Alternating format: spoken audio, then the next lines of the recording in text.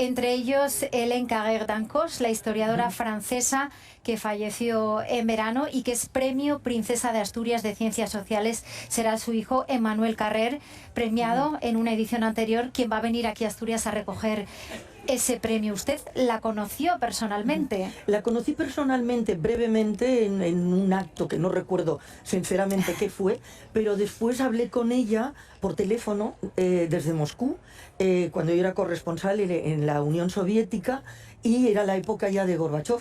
Y entonces, pues bueno, en un momento determinado, pues realmente había que acudir a ella como periodistas para tener pues esos análisis profundos, unas reflexiones realmente siempre pues muy meditadas, una gran ponderación, ¿no?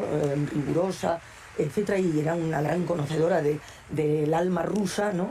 Y además creo que la importancia de Hélène Carrère-Dancos es que ella escribió mucho sobre los dirigentes zaristas, es decir, conocía muy bien la historia de Rusia, y ya sabemos que sin conocer la historia es difícil conocer el presente, pero además tenía una relación personal con los dirigentes actuales. La tuvo con Gorbachov y la tuvo con Putin. Es decir, que por lo que nos cuenta, a usted le sirvió de utilidad, ¿no?, todos los trabajos de Hélène Carrère para desarrollar su trabajo como corresponsal allí en Rusia. Sin ninguna duda, vamos, era una de las personas. Yo era corresponsal en Estados Unidos antes de irme como corresponsal a la Unión Soviética, y recuerdo que uno de los primeros trabajos y libros que me recomendaron fueron los de Hélène Carrère-Dancos, y sobre todo un trabajo del 78 que se llamaba el Empire éclaté, o sea, el imperio desintegrado, en donde ya hacía una premonición de que probablemente la Unión Soviética estallaría, ¿no?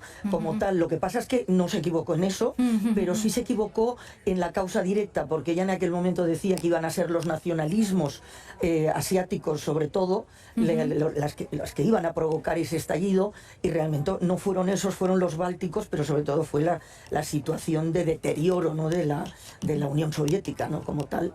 Hasta hace no tanto, Hélène Carrère-Dancos aparecía en televisión, bueno, como comentarista, ¿no?, sobre la guerra de Ucrania, y fue criticada durante algún tiempo, al menos, por su posición, por su apoyo a Vladimir Putin. Sí, efectivamente, ella realmente tuvo una época en la que fue muy indulgente con Putin, ¿no?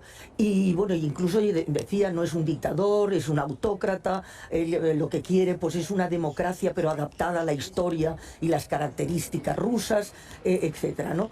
Y efectivamente eso fue muy polémico, ¿no? Le conocía personalmente, etcétera.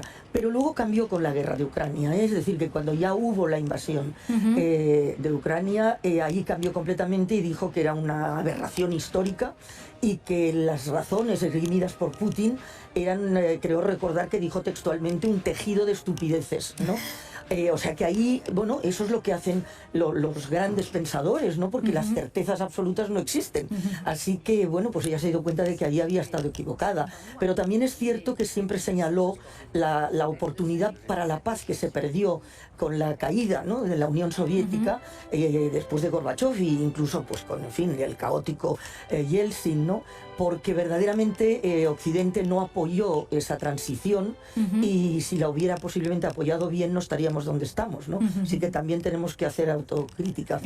En ese sentido, consagró Hélène Carrère su vida a Rusia y también a las letras francesas. La define como la gran dama de las letras francesas, que dirigió, dicen que con mano de hierro, la Academia Francesa. Sí, ella era una mujer así de aspecto frágil, ¿no? Pero realmente tenía pues una extraordinaria solvencia intelectual y convicciones firmes, pese a lo que acabo de decir de las certezas, ¿no? Y ahí sí que, efectivamente, la defensa de la lengua fue a ultranza. Pero ahí también, desde el punto de vista del feminismo, pues la verdad que ha sido muy criticada porque no aceptó nunca el lenguaje inclusivo. Cierto. Y por ejemplo, su cargo se negó a feminizarlo. Entonces, bueno, siempre quiso que se la llamara, ¿no?, Madame le Secrétaire, o sea, es decir, señora secretario, porque dijo que era pues como el nombre que se aplicaba durante siglos, etcétera, y que eso debía perdurar, ¿no? Y que, bueno, pues que lo de querer feminizar el lenguaje era una moda, una propaganda, en fin, una maniobra política, etcétera.